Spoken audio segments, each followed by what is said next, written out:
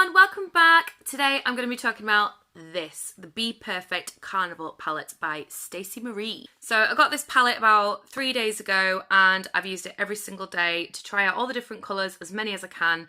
As you can see today, I have tried my absolute best to try and use as many colours as I can, all the ones that I hadn't already used. I'm going to show you swatches of all the colours in this palette, including the 2 highlighters that are in there, and also give you a little bit of information about what I think about the whole thing. This palette I bought off Beauty Bay for £40. Let's have a look inside. So here she is. As you can see, you get a huge mirror at the top, always nice, and you get all these really super bright colours, including 2 different highlighters over here. I think before I talk about this palette, you need to see the swatches. So here is a little clip of me swatching all these colours.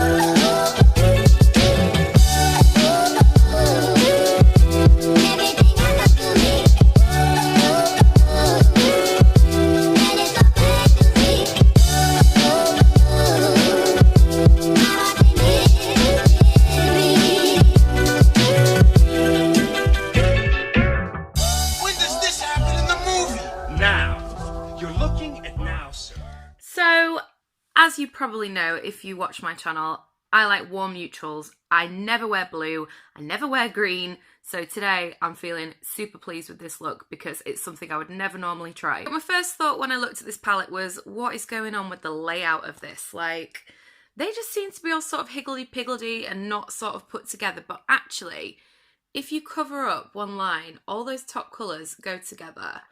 All those colours kind of go together and all those colours kind of... Do you know what I mean? So if you just sort of look at them on their own row kind of thing, they kind of work together. I usually like sort of colours to be clumped together, so like all the pinks on one side, all the yellows together, all the neutrals, do you know what I mean? But to be honest, it kind of works actually. Some swatch a lot better than others, but to be honest, swatches don't mean anything. It depends on how they work on the eye, which is why I didn't do a first impression of this video. I wanted to use the palette for a few days to see what I thought worked and what didn't. So on my first day, I decided to go for a purple look. So I used this one, this one, this one, and I think a little bit of this one. And it looked absolutely great. I put a little bit of gold in the middle of my eyelid and it just sort of brought the whole thing to life. I did try using the gold colours with a little bit of Fix Plus because usually shimmers kind of come over better with a little bit of dampness on the brush, but to be honest, I honestly think sort of pressing it in and patting it on your eye had a better result than wetting your brush. So the next day, I went for this sort of colour up here, trying to do a little bit more of a neutral look, and I absolutely loved it. It was so pigmented.